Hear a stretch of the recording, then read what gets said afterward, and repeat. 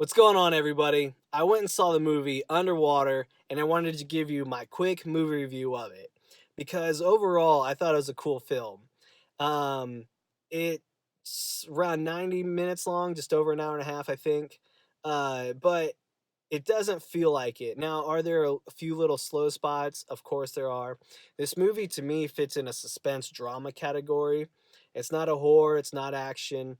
But from the very beginning, like the first trailer I saw this film, I knew I wanted to see it. And if you don't know anything about me, there's two reasons why I wanted to see it. The first one is I'm afraid of water. So when you have a movie called Underwater, and in the trailer, they're literally underwater the whole movie, I was kind of like, ugh, I'm probably going to have to see this.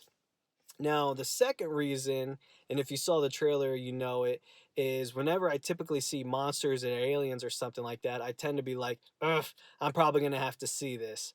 And I'm not going to dive too much on that side of this topic because I don't want to give anything away in this film. The plot of the film, though, is this. It basically revolves around this crew. This crew is drilling for resources around 7 miles down in the ocean. And we always think about like space and exploring and that kind of stuff, which is incredible. I love space films. Um, there's something cool about, though, the fact that we haven't explored our oceans completely either. And so I love this concept. And it's not a brand new concept. There's been all kinds of things like, heck, even Godzilla lives way down in the ocean and that kind of stuff. So it's funny to think about, these movies that just like, oh, we haven't explored this. We don't know what's living there. Oh, that could be a cool story. Boom, we have one. Um, so this movie, yeah, like I said, it takes place 7 miles down, and it revolves around this crew. I can't remember how many members there are because they are pretty forgetful. Now, outside of three, and I'm sorry to the other cast, it's no offense to them. I think they did their roles great. The acting was good. The problem is they just weren't written very good roles. One person's job is just to scream the whole time. The other people say some very forgetful lines, and then other people are just there to be extras. Now, the first person I want to talk about, though, is TJ Miller. Literally, his job is to be comic relief for you. Now, he doesn't bring anything, in my opinion, to the table for his crew, for this storyline, for this film at all. The literally, literally, they put him in this film for you to laugh here and there, to break away from the suspense that's happening, or to forget that it's a drama. Um, so some people might hear that and be let down, like, or whatever. I didn't mind it. Just know, for me, he didn't do anything to help them.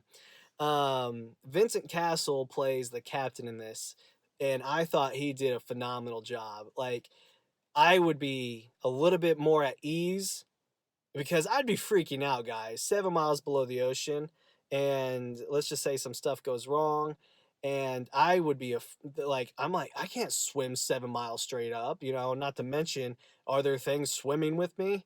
And it's pitch black. Did I mention that? The sun does not go that far down. So the only lights you see in this film is from some machinery stuff that might be around or their suits. But anyways, let's rewind. I'd be freaking out because of the situation at hand. But Vincent Cassel does a phenomenal job as the captain. I really liked his character. But you could tell they poured everything they had into Nora, who's played by Kristen Stewart. She's the lead actress in this film, and realistically, she does a phenomenal job. The problem is, I just felt like they poured everything into her character, and it made some of the other characters very forgetful. That's why I'm saying it's no offense to them. It's just that was the roles they were given. Everybody did a great job.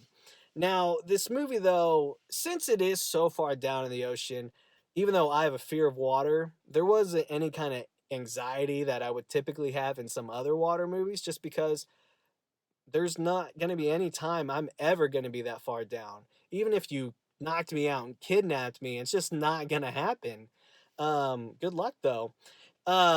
So there wasn't any kind of realistic anxiety that was brewing up inside. But the other part of this film that had some suspenseful parts taken away is just because of how dark this film is. Because they went for a very realistic cinematography, and they did a phenomenal job. The problem is when you got just the ocean floor murkiness of, you know, the whatever mud and stuff.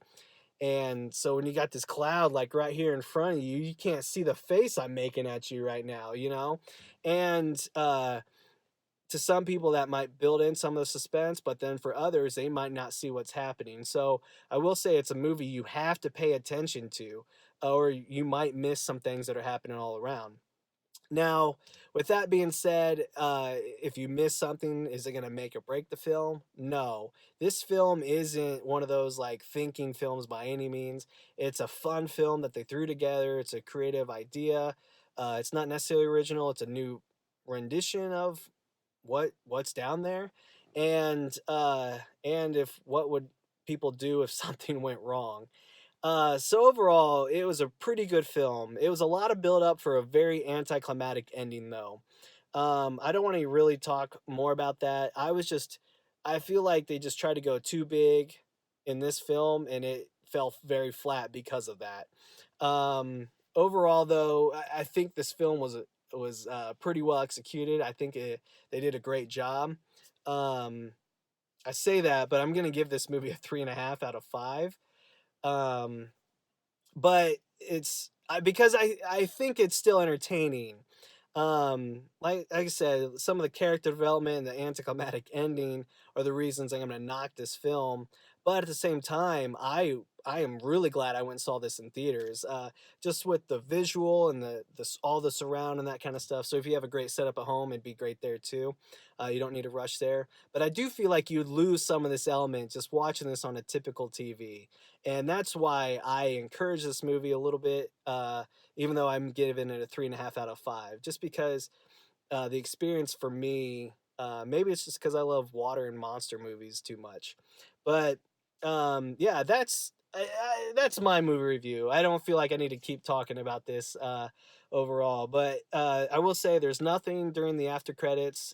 So once you see the credits start rolling, it is done. And well, they do kind of like, as some of the credits go, they have some pictures and stuff going on. Obviously, stick for that. But what's like once you start seeing the scroll going up, that's when you can head out, if you want. Unless you want to stick around and see all those names who helped bring that movie to you. And if you saw this movie, let me know what you thought. It's because I'm curious. Maybe I am, you know, a little bit biased since I like water and monster movies or whatever, but overall, because I really enjoyed this movie, I'm going to encourage this for other people, even though it got a 3.5 out of 5. But yeah, let me know what your thoughts are if you went and saw this movie or if you're expecting to see it. Let me know. Or if you got any questions, maybe I can answer them in the comments. And if you like this video, be sure to hit the like button, but then always the main thing, hit the subscribe button. That way you're up to date for future movie. Sounds like I'm underwater right now. All right, I'm done. I'll see you guys.